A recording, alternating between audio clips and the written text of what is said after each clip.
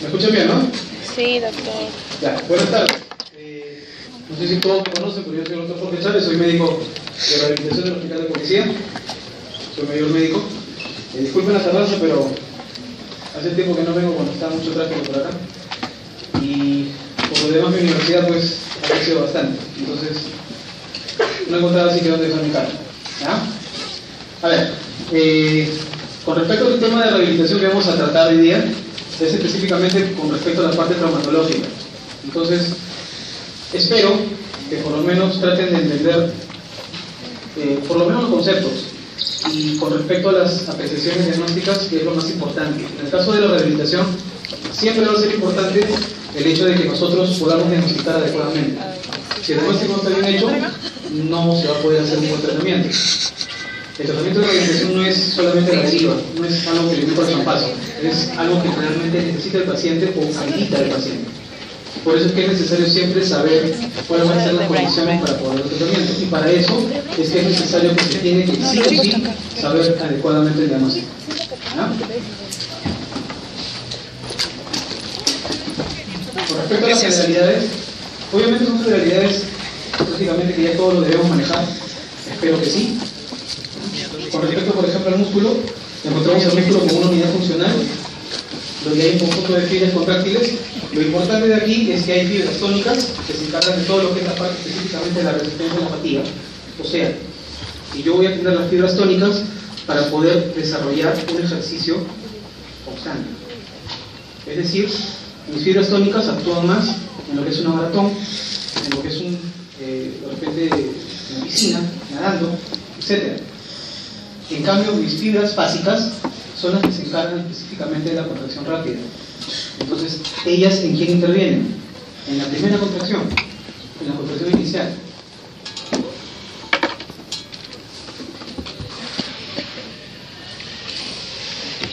Por tanto, entonces, con respecto a las fibras, necesariamente las fibras tónicas son las rojas, las fibras básicas son las blancas.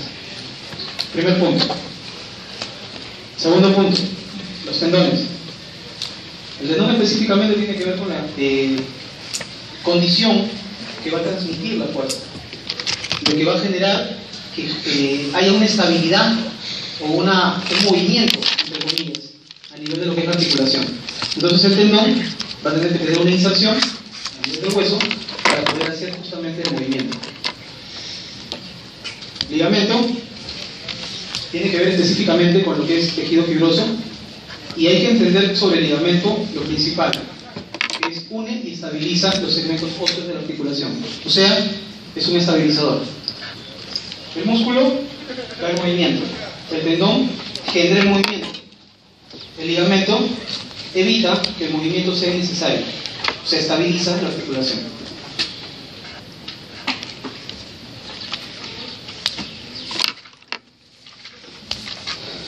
Con respecto a otras generalidades, hablando específicamente ya, el ligamento, el tendón, los músculos están formados también por fibras de colágeno. Siempre va a ser importante cuando nosotros vamos a dar un tratamiento con respecto a colágeno a los pacientes. El cartílago es un tejido conjuntivo, pero este cartílago o esta condición lo que nos va a dar es acomodar las superficies de los cóndilos.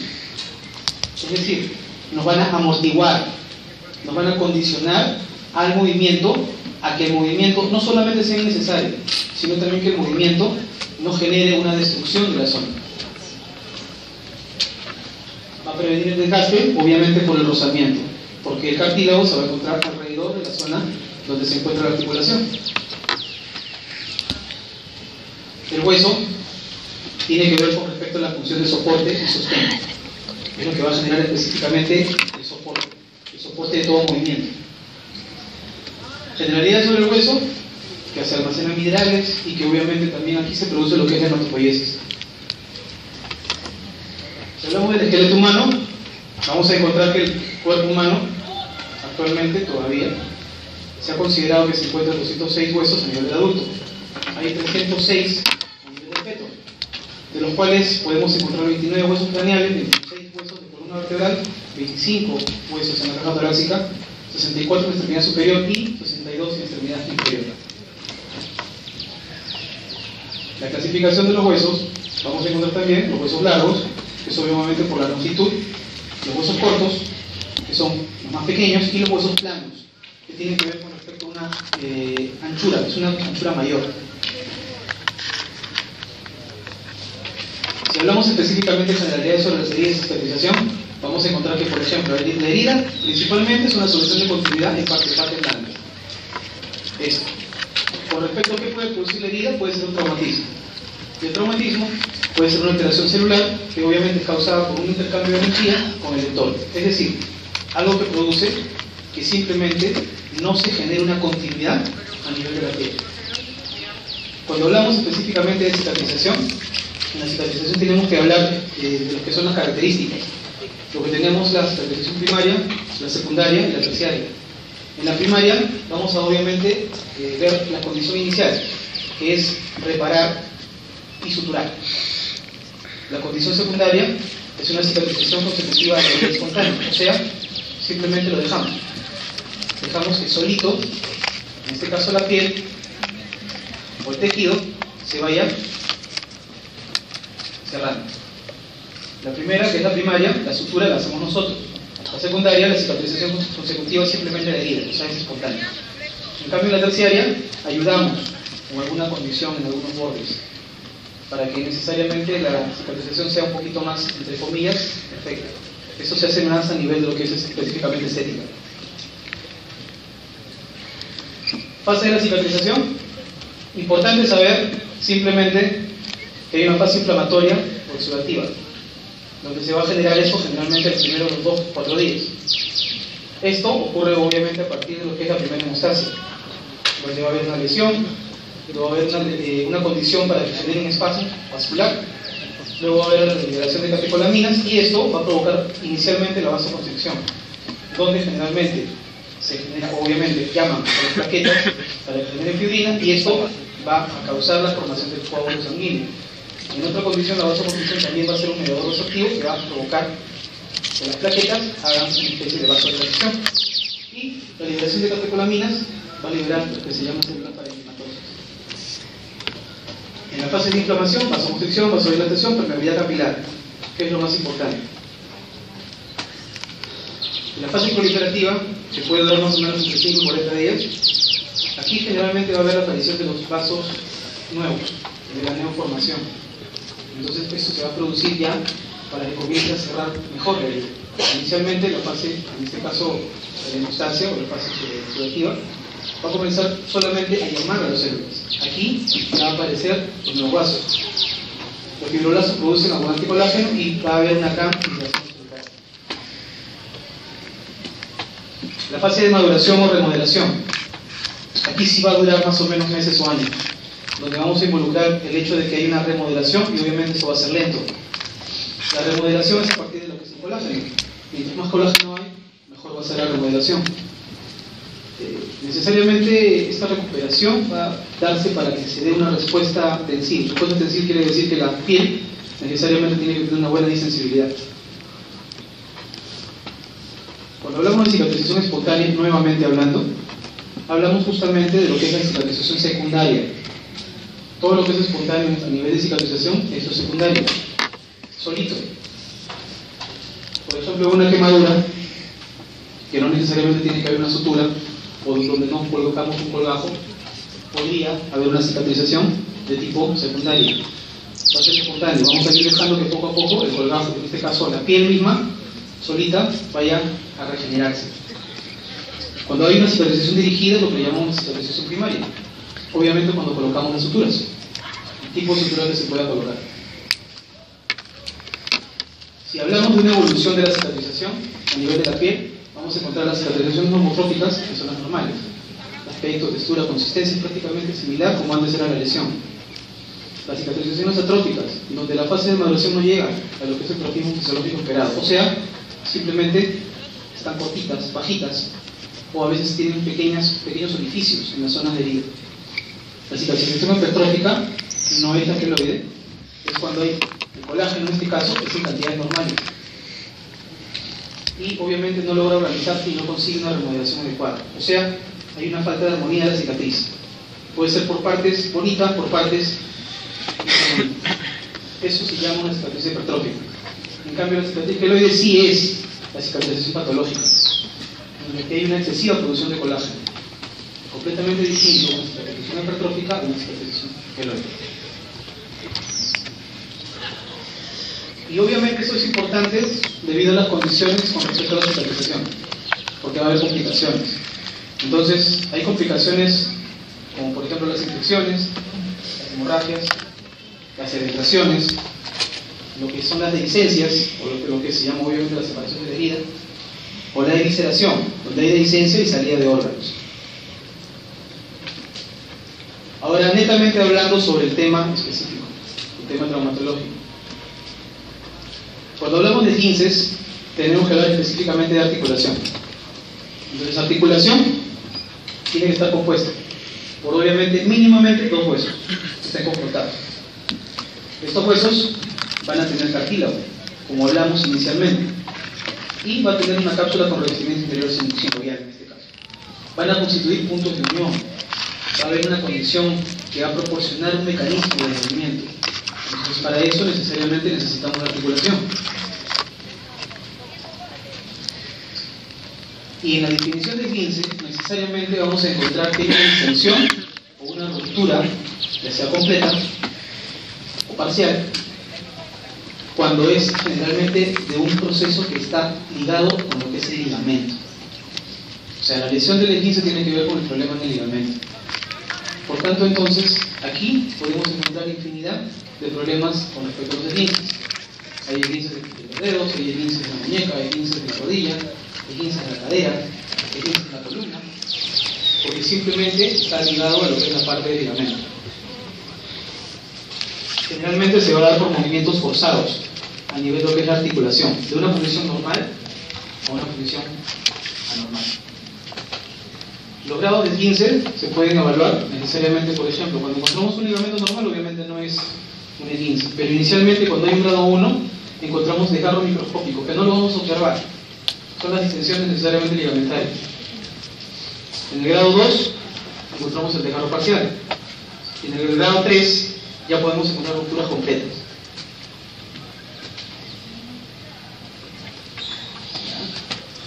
Viendo nuevamente el esquema. Grado 1, los desgarros microscópicos. Grado 2, el desgarro parcial. Grado 3, la ruptura total. Eso siempre es importante para saber cómo voy a definir mi tratamiento.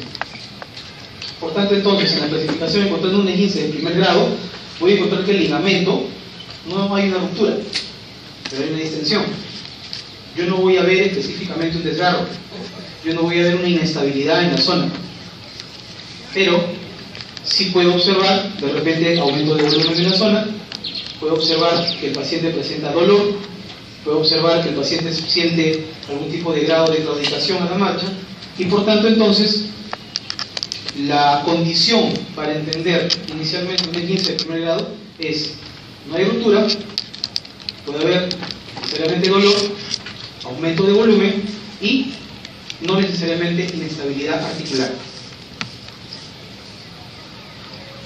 En la condición del paciente puede quejarse de dolor, bueno, hasta 24 horas después de la lesión. Eso es prácticamente normal. En cambio, en el esguince de segundo grado ya debería haber algún tipo de grado de lesión a nivel de ligamento. Como hablamos, había una ruptura parcial, y por tanto una ruptura parcial debería condicionarse a que ya haya un aumento mayor de volumen. Obviamente también tiene que haber condiciones con respecto a problemas, por ejemplo, de dolor intenso, simplemente que haya condiciones de que el paciente prácticamente no pueda ni siquiera aplicar la masa. ¿Por qué? Porque hay puntos sensibles a la presión, porque hay un dolor localizado.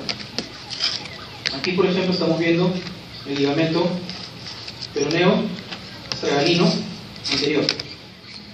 ¿Ya? Y este es el ligamento peroneo calcáneo. Y por detrás, el ligamento peroneo astragalino posterior. Esos tres ligamentos van a ser lesionados cuando yo, por ejemplo, puedo tener un esguince en inversión, un esguince de tobillo en inversión. El primer ligamento que se va a afectar generalmente, la mayoría de veces, es el ligamento astragalino anterior, o el ligamento peroneo astragalino anterior. Cuando hablamos de esguince en tercer grado, ya encontramos una ruptura total. Ya podemos saber o encontrar también inestabilidad a nivel de lo que es la zona misma. Va a haber obviamente el aumento de volumen, va a haber la condición del dolor intenso, va a haber equimosis. Tanto en el segundo grado como en el tercer grado, siempre generalmente se puede encontrar el problema de la equimosis. Y eso nos indica que había una ruptura, ya sea parcial o total.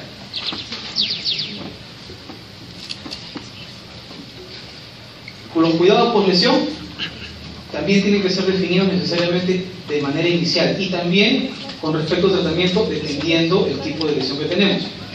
Si tenemos una condición inicial, lo primero que hay que hacer en el paciente es que repose, ningún tipo de sobreesfuerzo. Hay literaturas últimas que hablan que en el esguince de primer grado se puede dar tratamiento de movimiento para evitar que haya rigidez articular. Pero en cuanto a la experiencia, darle movimiento a un paciente que tiene dolor es generar mayor dolor. Por tanto, entonces, por lo menos dentro de la casuística no lo estoy utilizando. Pero sí hay libros, sobre todo de literatura europea, que hablan que se utiliza más la condición del tratamiento a nivel de lo que es el esguince, generalmente de primer grado, pero más con el movimiento en sí. O sea, nunca se indica necesariamente que el paciente se vaya a su cama, se vaya a su casa, porque no va nada. En este caso, para efectos técnicos y para efectos, se podría decir de mejor de tratamiento en sí, es preferible indicar de primera intención lo que se llama específicamente reposo. Aparte del reposo, se puede colocar las compresas de hielo. No se colocan compresas calientes. ¿Ah? Si le quiere ser traumatólogo, aprenda eso. Nunca se pone compresas calientes, ni en un tratamiento inicial o agudo, ni en un paciente que le va a salir el yeso. Simplemente porque ustedes ya, como han estudiado medios físicos grandemente, ya deben saber que la fisiopatología de la compresa caliente va a generar que haya una vasodilatación. Y por tanto, entonces, si yo tengo un aumento de volumen, si tengo un hematoma, si tengo un sangrado, lo que voy a provocar en una fase aguda es obviamente que voy a generar mayor problema.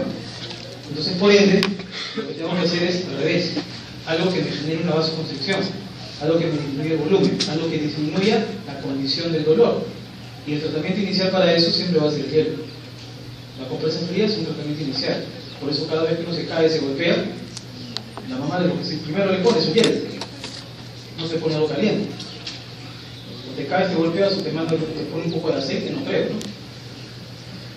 Entonces la condición inicial siempre es esa. Hay que entender primero reposo, el hielo. Esta indicación de 15 minutos cada 4 horas puede ser de manera inicial, el primer día, el segundo día, pero después ya no es necesario.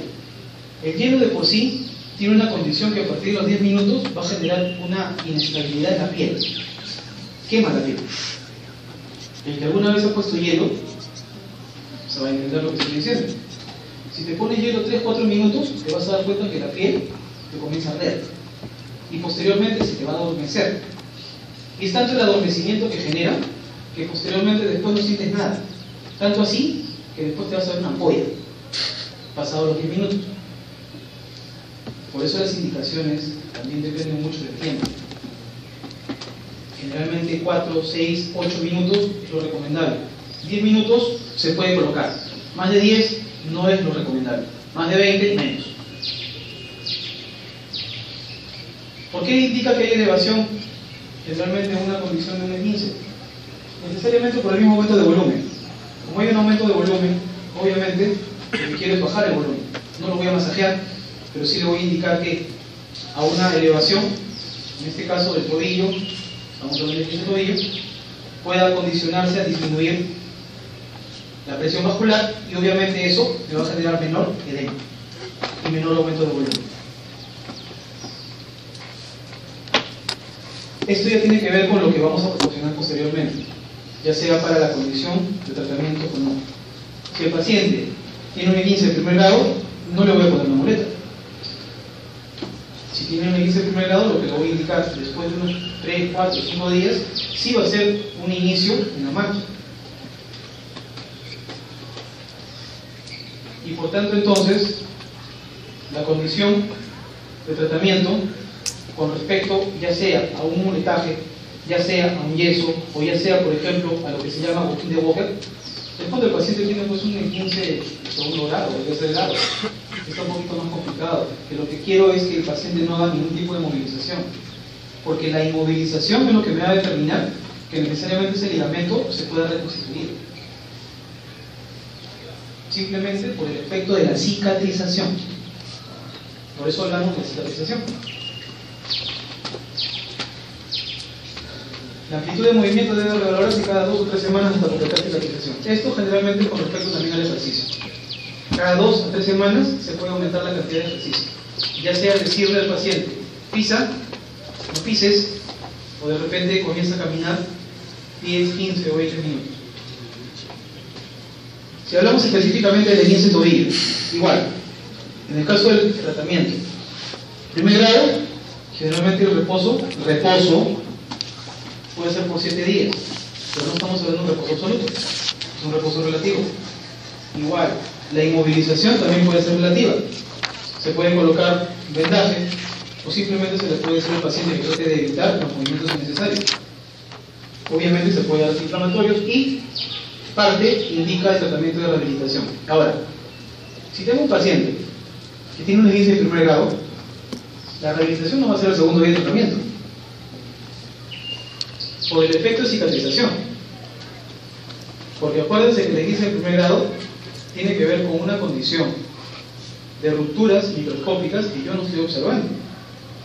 Puede haber aumento de volumen, claro, puede haber dolor. Entonces, la primera indicación no es el tratamiento de rehabilitación. El tratamiento de rehabilitación debe ser utilizado cuando debe utilizarse. Tienes pacientes que tienen un esguince de tobillo de primer grado, déjalos en reposo, déjalo con su hielo, déjale que no haga caminata, que obviamente no se vaya a patear pelota. Si quiere, pone un vendaje, tenlo más o menos tranquilo, entre comillas, por 5 a 7 días, dale sus antiinflamatorios, dale sus analgésicos. Si el paciente ves que no mejora, opta por el tratamiento de rehabilitación. Pero inicialmente no vayas a pensar que, por ejemplo, ya tiene 15 de primer grado, ya mañana se va a hacer rehabilitación, porque si estoy yo lo voto y te lo envío de nuevo. Porque la condición de tratamiento de rehabilitación tiene que ver mucho con la indicación de los medios físicos. Entonces, si tienes un tratamiento, o tienes, mejor dicho, un sitio donde haces terapia, donde tienes 20 pacientes cada hora, donde a los 20 pacientes le vas a poner medios físicos, y al paciente que te lo manda, todavía quieres que también le den al primer, segundo, tercer día, te llenarías de pacientes. Primero. Segundo, las indicaciones de las terapias físicas no son inmediatas, no son agudas, porque tienes que tratar primero el problema agudo. Si tienes un paciente que tiene un dolor intenso, pues, por ejemplo, un paciente que se cayó, se golpeó la zona de la columna lumbar, tiene un dolor en la lumbar ciática derecha, no le vas a indicar inicialmente vaya a rehabilitación. Lo que tienes que hacer es calmar el problema del paciente. Le das tratamiento, le das analgésicos, antiinflamatorios y lo haces reposar si es necesario. Y después, cuando ya ves que no está funcionando ese tratamiento, 2, 3, 4, 5 días, trabajas con el tratamiento de rehabilitación. Para eso somos médicos. Nuestro tratamiento de rehabilitación es un tratamiento aparte de. Si no, a todo el mundo que viene al tratamiento en sí, yo le daría terapia. Pero no es así. Hay indicaciones. Entonces, en el segundo grado, sí es necesario la inmovilización. Generalmente absoluta. Hasta luego, doctor. En el tercer grado, la inmovilización generalmente debe ser de 4 o 6 semanas. Y la mayoría de veces, tanto en el segundo como en el tercer grado, debe ser con un yeso o con lo que les mostré, que es la boquín de Walker. ¿Para qué? Justamente para evitar que haya problemas con respecto a las rupturas pequeñas que tienen, que consolide, que cicatrice, que haga adecuadamente su proceso. En el segundo grado, optamos por la rehabilitación. En el tercer grado, si hay inestabilidad, rehabilitación es lo menos que se va a poder hacer, porque hay una ruptura total. Si encontramos un esguince y una lesión ligamentaria, donde puede ser en un tobillo o una rodilla que está bailando, la rehabilitación va a ser lo que menos va a tratar. Le podrías tratar con rehabilitación la parte de la inflamación, le puedes tratar con rehabilitación un tratamiento preoperatorio, y no vas a pensar que eso va a ser el tratamiento final. Por eso es que la indicación del tratamiento en sí va entre el primer y segundo grado. Casi la mayoría de veces el tercer grado no lleva tratamiento de rehabilitación, sobre todo cuando hay inestabilidad articular.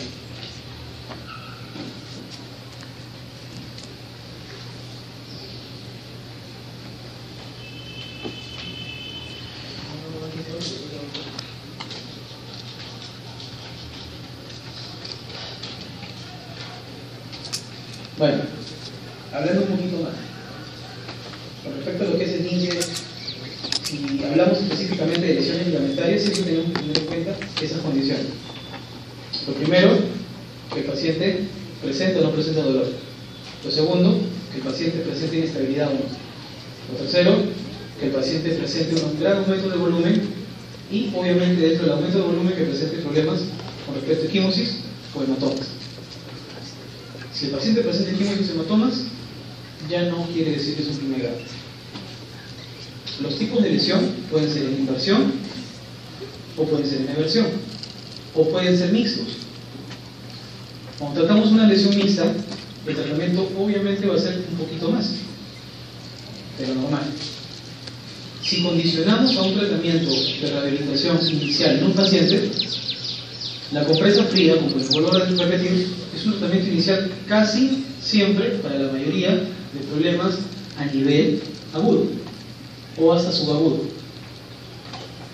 Cuando le pongo una compresa caliente a un paciente, ya tiene que ver más con una condición pasado el tiempo subagudo. O, por lo menos, no voy a encontrar ni el aumento de volumen ni las zonas de hemorragia.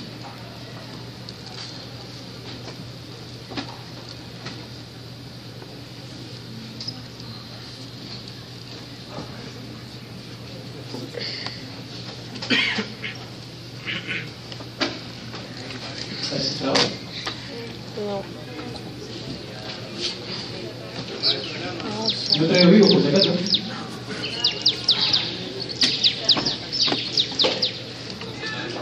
Lo cerramos y nos vamos. Y después les enseño. Después dicen que estoy de acuerdo. ¿Dónde lo he guardado? Acá.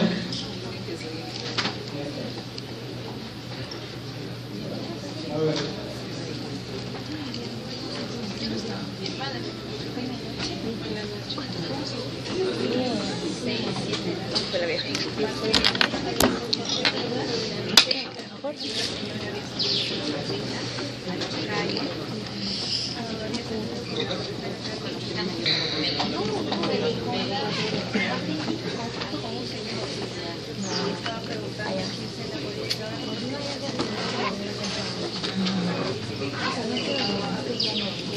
Ya.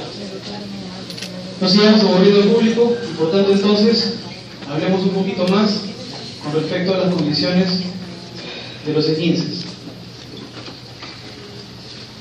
Los esguinces se producen, como les dije, a nivel de cualquier tipo de articulación. Cuando tienes un esguince de columna, necesariamente puedes tener, por ejemplo, una lesión donde ha ocurrido una hiperextensión, por ejemplo, estamos hablando de columna lumbar, una hiperextensión o una hiperflexión de la zona de la columna lumbar. En un movimiento brusco, en una actividad brusca, practicando artes marciales, cayendo, tirando de la piscina, en cualquier tipo de acción, hasta para levantar un peso puedo tener un esguince de columna. Entonces, siempre también es importante saber cuándo hay un esguince de columna y cuándo es solamente una lesión muscular. Si hablamos de lo que es la parte de los problemas a nivel de los esguinces, les vuelvo a repetir, hay inversión, hay eversión, o el esguince severo alto cuando es mucho más arriba, o los mixtos, cuando hay un esguince en inversión y en eversión, o sea, en dos tiempos, que también los hay. Si uno de repente está caminando y pisa un buzón, se quedó su pie, se trabó.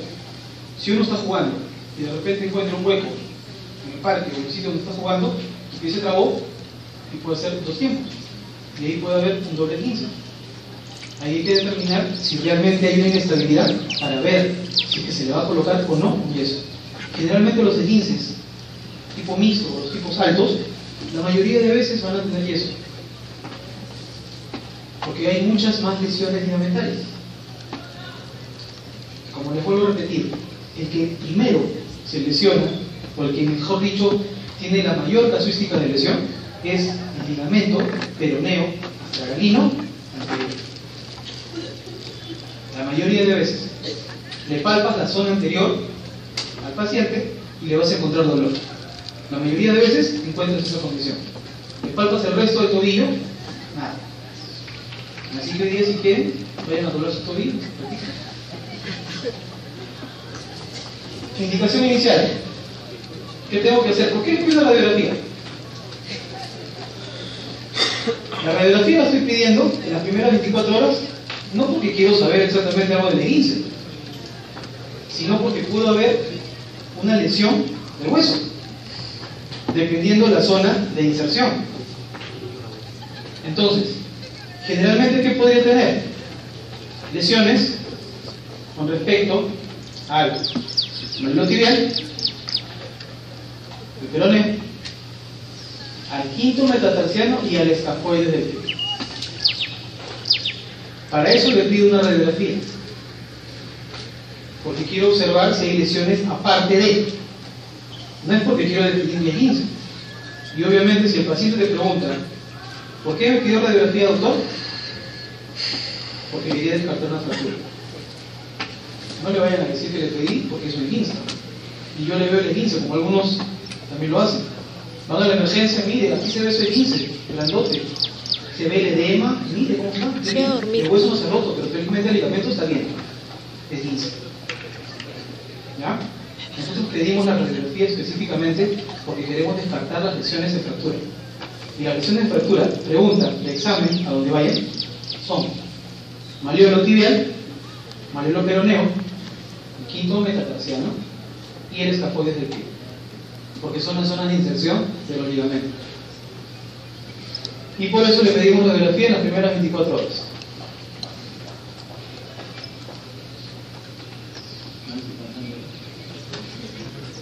Tratamientos, lo que ya les estaba explicando.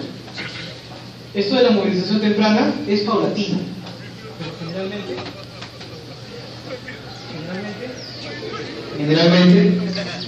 generalmente se va a dar más que nada cuando nosotros tenemos ya la condición de tratamiento inicial en movimiento, es decir, un esguince de primer grado, lo tienes en reposo 5 o 7 días, con un reposo relativo. Un esguince de segundo grado lo tienes con un yeso o con un botín de Walker 7 a 15 días. Después de quitar el yeso y después de quitar el botín, tú puedes proceder a lo que es paulatinamente el movimiento. Por eso es que necesariamente a ese paciente tú no le vas a indicar que camine completamente, ni tampoco que sube y baja escaleras. Lo que se le indica es un tratamiento gradual. Por eso le ponemos muletas. Le puedes poner una muleta o 2 muletas, dependiendo de la condición del paciente, cómo está la claudicación. Y también depende mucho la descarga en la marcha. La descarga inicial no va a ser al 100%. 100% significa que pisa todo el pie. Por tanto, entonces la descarga inicial será entre 15, 25 al 50%. Después de eso, optaré ya por darle descargas graduales. A eso se refiere con lo que es movimiento paulatino o rango de movimiento paulatino.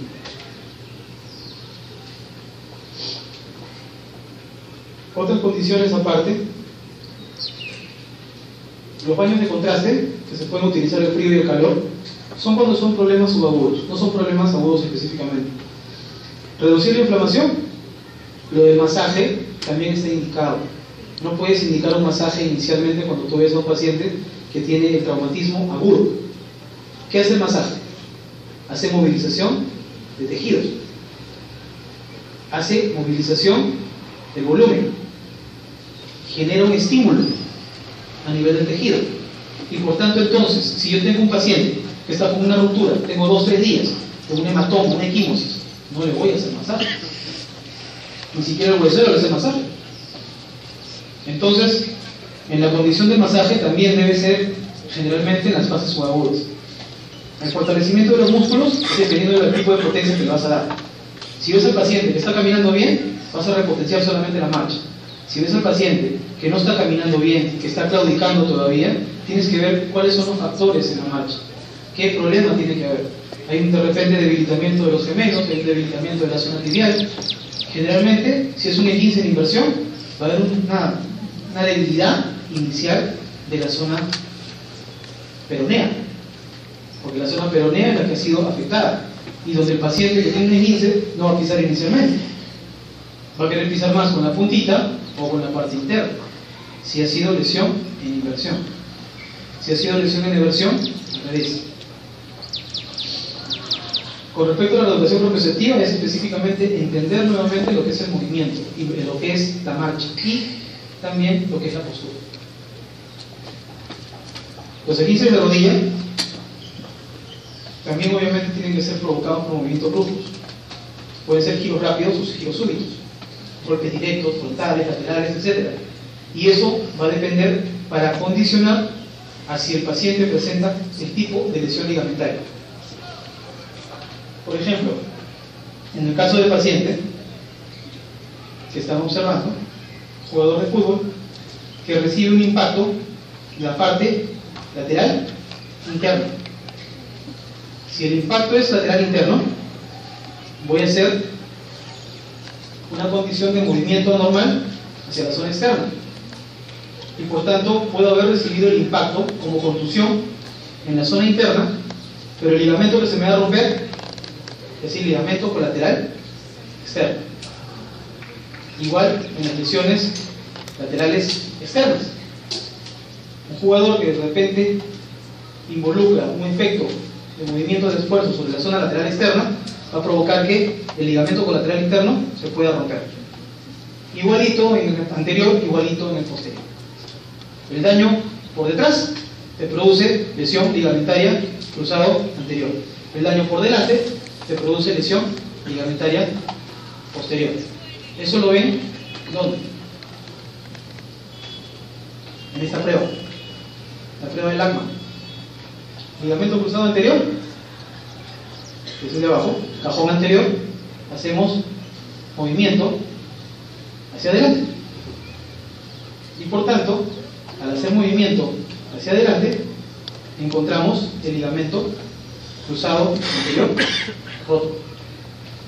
Movimiento de cajón posterior hacia atrás, encontramos el ligamento cruzado posterior roto.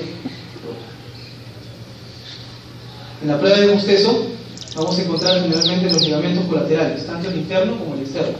Y obviamente esa prueba, tanto la de Lachman como la de Bostezo, nos va a definir si hay inestabilidad de rodilla. Y esa inestabilidad va a provocar que pueda o no pueda ser operado el paciente. Puede haber leve inestabilidad de rodilla y le puedo dar un tratamiento de rehabilitación. Pero si hay una gran inestabilidad de rodilla, no voy a dar un tratamiento de rehabilitación. Podría dar un tratamiento, pero preoperatorio también. Tratamiento generalmente puede ser quirúrgico o conservador, dependiendo del tipo de condición. El descanso generalmente no apoyar el peso en la rodilla, por eso también se indica muletaje, muletas, o hasta un bastón si es que es necesario.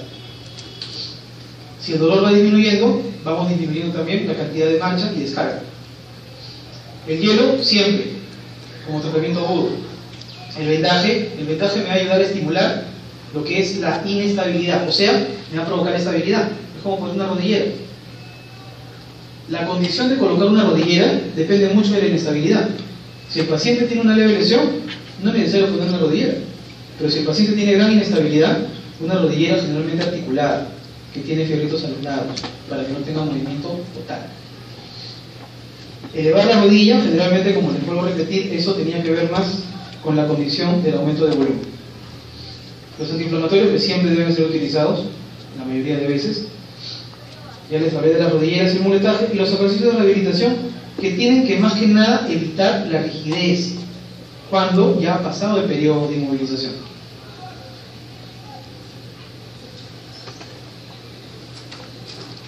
Ahora, si tratamos los esguinces de rodilla, los podemos tratar inicialmente de manera esencial, como les digo, una inmovilización, hielo, antiinflamatorio, un esguince leve, un esguince moderado, no lo voy a tratar así, tiene que ser rehabilitación necesariamente, y un esguince severo, si está con inestabilidad, igual, les vuelvo a repetir, si pongo en el tobillo, es operación.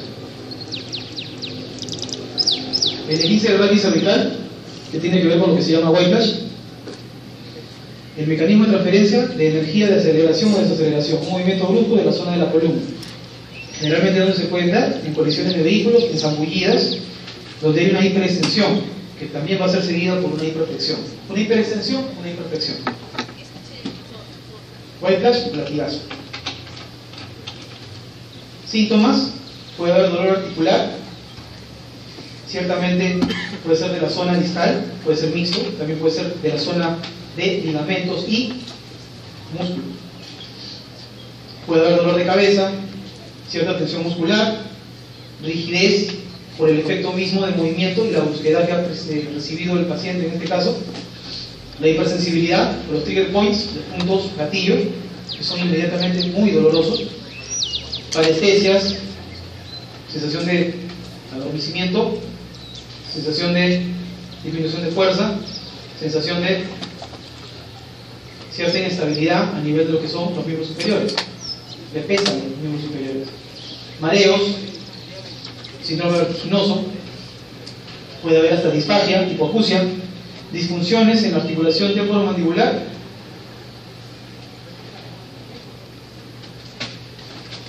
condiciones que me pueden provocar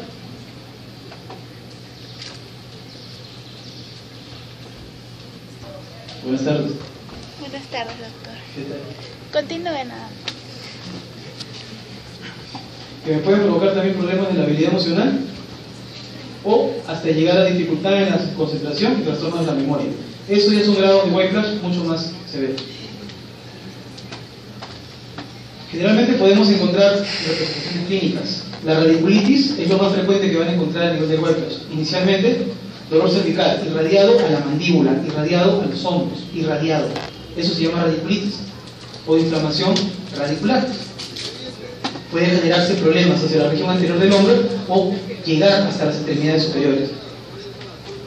Puede haber lesión de la articulación temporomandibular, como ya les expliqué, dolor en la nuca, y puede esto aumentar con el movimiento por la cierta condición de rigidez que hay. Otra presentación clínica, la contusión cervical, el mismo problema.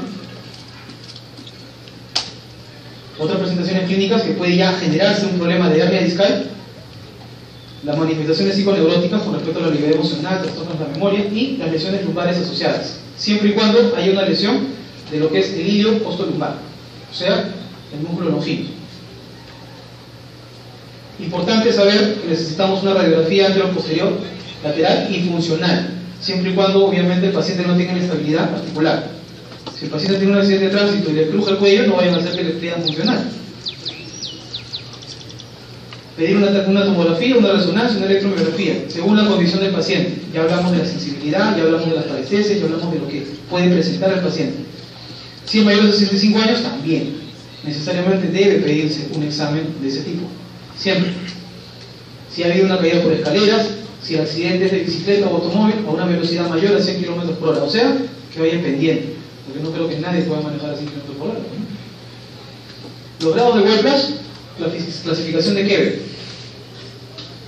Esto siempre es importante. ¿Por qué? Porque me va a decir a mí también cómo voy a hacer el tratamiento. Grado 1 es leve, movimiento brusco nada más que se produce. Grado 2, visible generalmente en la radiografía, pero ¿cómo? Va a ser visible porque hay ciertamente una rigidez articular o una rectificación cervical. Puede haber una rectificación cervical en un whiplash de grado 2. Grado 3, dolor intenso, lo que más llamado se conoce la contractura muscular severa, porque hay un movimiento que no se puede realizar. Prácticamente no solamente rigidez, sino el paciente está rígido completamente, no hace movimiento. En grado 4 ya puede haber una condición de fracturas, luxaciones y hasta ruptura de ligamentos. Estas son presentaciones clínicas donde hay un grado 2A y un grado 2B. El grado 2A, dolor en algunos puntos, pero la movilidad cervical es normal. Y el grado 2B, dolor en algunos puntos, pero la movilidad cervical está restringida. Volvemos al punto inicial. Grado 2, visible en radiografía porque hay rectificación. El 2A será con dolor en ciertamente algunos puntos, pero el movimiento cervical será normal. El 2B, el movimiento cervical será restringido o mínimamente con un poco de rigidez. Por eso la rectificación. Aquí la rigidez es mayor y aquí ya está roto. Tratamiento inicialmente agudo también, compresas de hielo, reducción de la inflamación, intervalos de 20 minutos. Esto en el cuello se puede colocar, en las zonas distales no tanto. Reposo, aplicaciones de calor, la corriente sanguínea al área para estimular la reacción activa será justamente con las aplicaciones de calor. Pero eso, les vuelvo a repetir, no es agudo, es subagudo.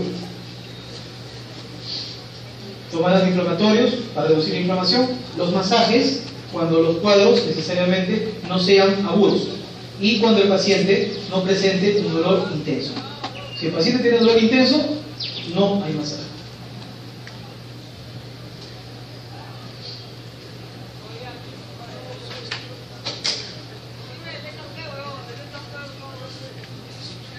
En el grado 1 se puede hacer un reposo relativo antiinflamatorios analgésicos.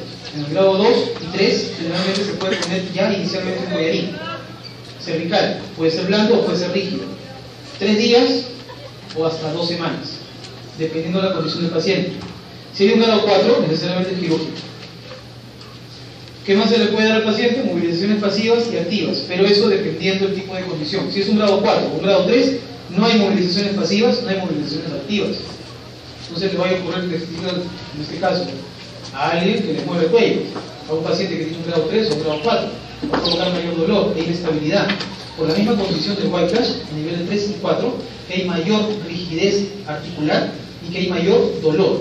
La dolorabilidad siempre va a ser predominante en la condición de tratamiento de rehabilitación. Hay que hacer lo que se llaman ejercicios libres y autorresistidos. Estamos hablando ya cuando el paciente se dé una generancia de tratamiento no agudo, o sea, subagudo. La higiene de la postura, se puede utilizar los láseres de baja intensidad y también los magnetos, que ayudan a los problemas neurológicos, cuando generalmente está indicado por problemas de radiculitis. La acupuntura y las infiltraciones en puntos gatillo son importantes para lo que es tratamiento específicamente del problema del dolor. Luxación.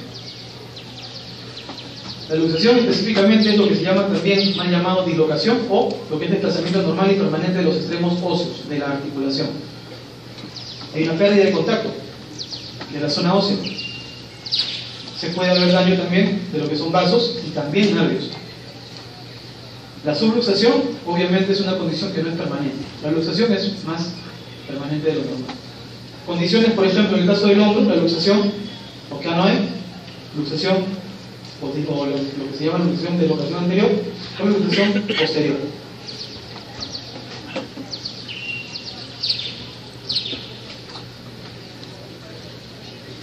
Las condiciones de signos y síntomas podemos encontrar, puede haber del dolor severo, obviamente deformidad articular, la incapacidad de mover la articulación, el aumento de volumen y los puntos sensibles a las zonas de presión.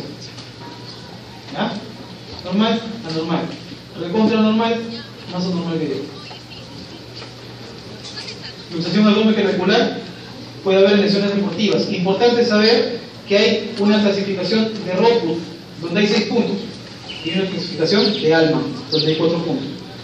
La clasificación de Rothbard, importante, entre 1, 2 y 3, tratamiento conservador. 4, 5 y 6, tratamiento, la mayoría de veces, casi 90% quirúrgico.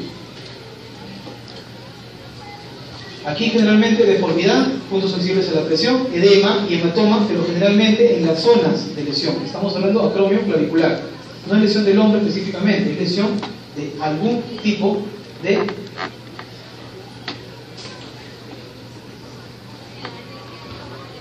algún tipo de estabilizador del hombro, pero no que genere movimiento en el hombro. Obviamente va a haber deformidad y lo que se conoce como el signo de la tecla. La clasificación de Rothko, esto, repasen. Importante, les vuelvo a repetir, 1, 2 y 3 son tratamientos conservadores. 4, 5 y 6, la mayoría de veces, casi 90-95%, quirúrgico.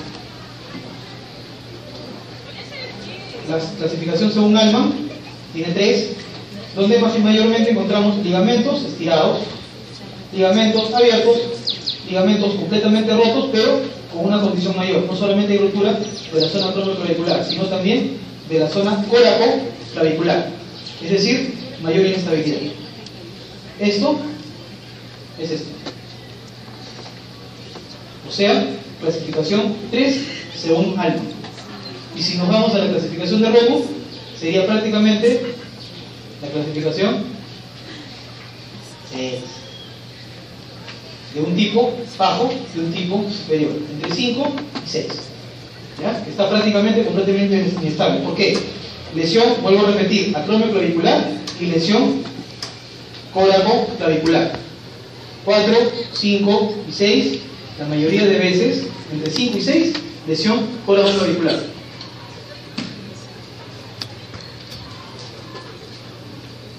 Tratamientos, inmovilización. Siempre aquí es inmovilización. En una luxación acromioclavicular hay que inmovilizar. Ya sea el tipo de Rothko 1 o el Altman 1. ¿Por qué inmovilizamos? Por el dolor. Inmovilizamos por inflamación. Inmovilizamos para calmar, en este caso, la condición del paciente. Reposo y antiinflamatorios. Entre 1 y 2, conservador, les vuelvo a repetir. 4, 5 y 6 es quirúrgico. 3, conservador o quirúrgico dependiendo de la deformidad. ¿Ya?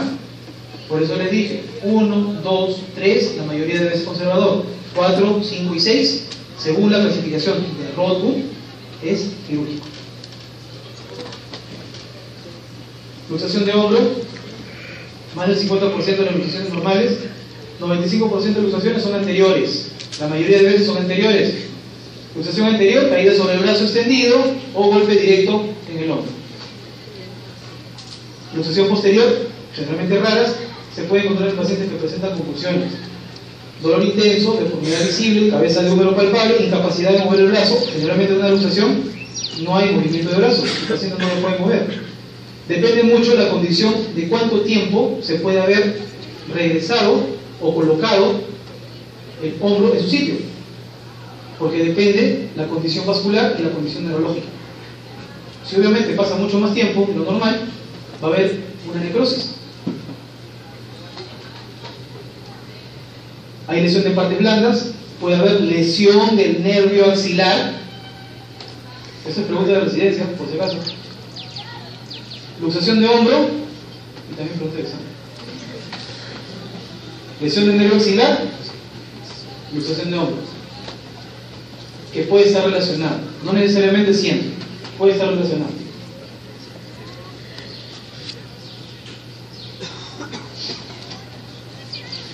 También puede haber lesiones específicamente de la zona de arteria axilar o también del mismo plexo braquial, por las zonas de movimiento o las zonas de compresión que va a generar el hombro al caer o al desplazarse. Tratamiento, la reducción precoz. Quirúrgico cuando son recidivantes. Si tienen más de 7 veces que se sacan el hombro de su sitio, el paciente 7 a 10 veces en el año, eso no es tratamiento de rehabilitación, eso es quirúrgico, porque hay inestabilidad. Luxaciones graves y irreductibles o inestabilidad crónica. Esa inestabilidad crónica es la cantidad de luxaciones que se pueden dar por año. 7 a 10 en un año se considera generalmente que es algo como recidivo.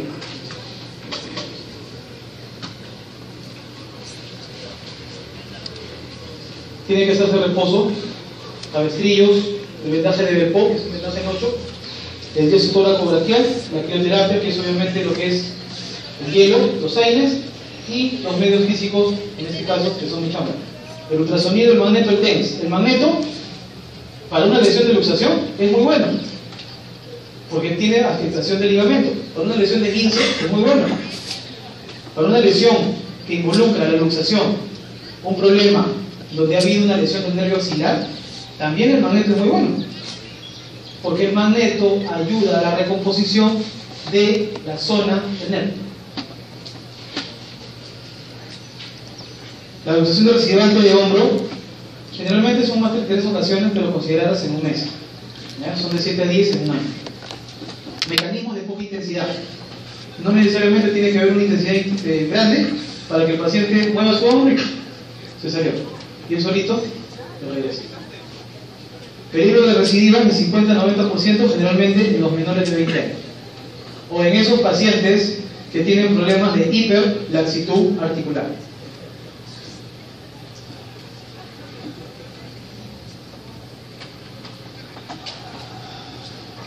Generalmente las luxaciones recidivantes tienen una mala recuperación. Las cirugías artroscópicas son lo esencial y esto se puede dar con una luxación a voluntad. El paciente se lo saca el hombro y se lo mete el hombro. Luxación de rodilla, ¿ya? Es una urgencia ortopédica necesariamente, porque es poco frecuente. Así que si alguien se luxa la rodilla, no vaya a pensar en ir a la rehabilitación. Lo primero es ir al traumatólogo para que se vea si hay una luxación de rodilla, lesiones, nuevamente repito, ligamentarias por inestabilidad. Traumatismos mucho mayores, hay colisión de vehículos o en el deporte, pero deportes que han generado una intensidad de esfuerzo demasiado intensa, valga la redundancia, en la condición de movimiento a nivel de la articulación de la rodilla. Va a haber dolor intenso, va a haber hinchazón importante o el aumento de volumen, obviamente, inestabilidad de rodilla, que es lo importante, y las complicaciones. Una lesión de tipo luxación de rodilla puede ir con lesión del nervio peroneo, lesión del tibial posterior o también de la arteria poplitea. O sea, si tengo un problema de luxación de rodilla y ese paciente va a llegar a una operación, cuando regrese para revisarlo, tengo que ver si me hace dorsiflexión en el pie, si me puede caminar de puntitas o si me camina de talones. Por el tipo de lesión, porque puede haber lesión del nervio peroneo o puede haber lesión del tibial posterior. Tratamiento, obviamente primero su radiografía, su resonancia, su arteriografía, porque ya les dije que hay lesión de la arteria poplitea.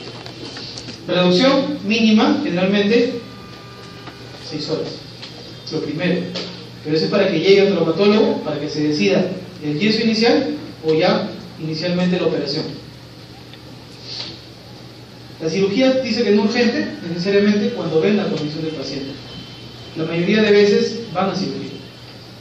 Urgentes o urgencias, generalmente en este tipo de lesiones, cuando, nuevamente les repito, hay una lesión vascular, hay un síndrome compartimental o hay una inestabilidad mucho mayor. Lesiones expuestas, síndrome compartimental, lesión vascular. Si la fractura, o en este caso hay una luxación y es expuesta o herida abierta, eso es urgencia. Si hay una lesión que presenta un síndrome compartimental, es una urgencia. Si hay una lesión vascular, ya es una urgencia. Por tanto, eso siempre, la mayoría de veces, es quirúrgico.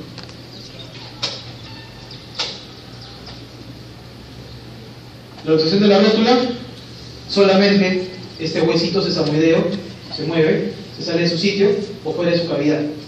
¿Por qué? Porque esto está recubierto de tendón rotuliano y los ligamentos alares. Unos impactos fuertes o los movimientos en giro o lo que se llama debilidad de vaso interno, gracias por el selfie, o una excesiva pronación del pie, en un caso un pie plano, también podemos encontrar las condiciones de luxación de rótula. El aumento del ángulo Q es una disfunción femoropatelar. Esto es para especialidades. Pero generalmente lo que deben entender ustedes es, si está este hueso fuera de su sitio, hay inestabilidad muchas veces de este músculo.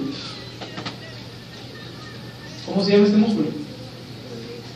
El cuádriceps. ¿Y generalmente de qué parte del cuádriceps?